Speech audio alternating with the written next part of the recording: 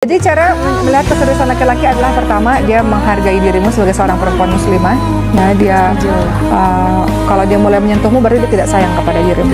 Artinya dia nafsu kepada dirimu. Apalagi dia berbuat yang lebih daripada itu. Dia nggak sayang. Ingat nih teman-teman akhwat ya. Kalau dia udah mulai melakukan berlebih-lebihan secara fisik kepada dirimu, dia nggak sayang.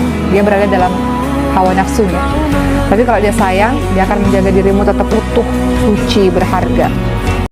Untuk bisa berhijrah harus dipaksakan. Ibadah harus dipaksakan. Baca Quran dipaksakan. Qiyamul Lail dipaksakan. Jadi orang baik dipaksakan. Semua harus dipaksakan dengan pertolongan dari Allah Subhanahu wa taala sampai akhirnya nanti seluruh episode kehidupan silih berganti tawa air mata ini sampai nantinya kita kembali kepada Allah dengan kalimat Ya ayyatuhan nafsul mutmainnah irji'i ila rabbiki radiyatan mardiyah fadkhuli fi ibadi wadkhuli jannati. Bukankah semua dari kita ingin mati dalam keadaan dipanggil dengan kalimat wahai jiwa-jiwa yang tenang, wahai jiwa-jiwa yang tenang, kembalilah kepada Allah dengan hati yang ridha dan diridhai oleh Allah.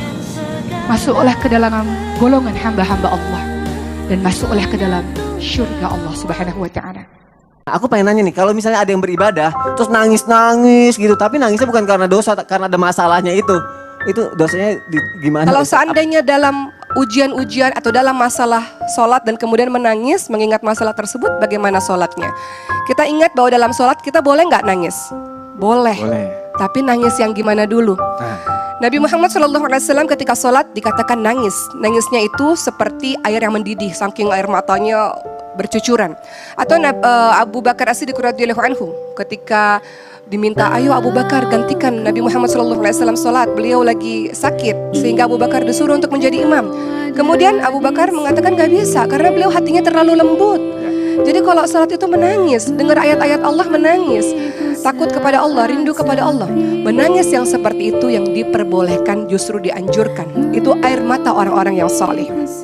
Tapi menangis karena menangis mengingat masalah terus menerus, saya mengutip perkataan menangis karena menangis mengingat masalah terus menerus.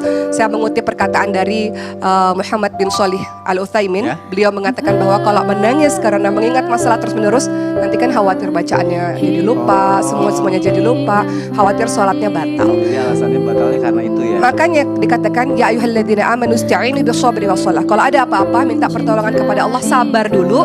Baru sholat. Obat orang yang jatuh cinta adalah menikah, itu pertama. Tapi kemudian kalau ternyata tidak mungkin untuk menikah karena satu dan lain hal, maka yang kedua cara terbaik adalah meninggalkannya untuk mengobati diri kita sendiri. Kalau tidak bisa meninggalkannya, masih teringat-ingat keburukannya boleh, supaya kita bisa mudah melupakannya.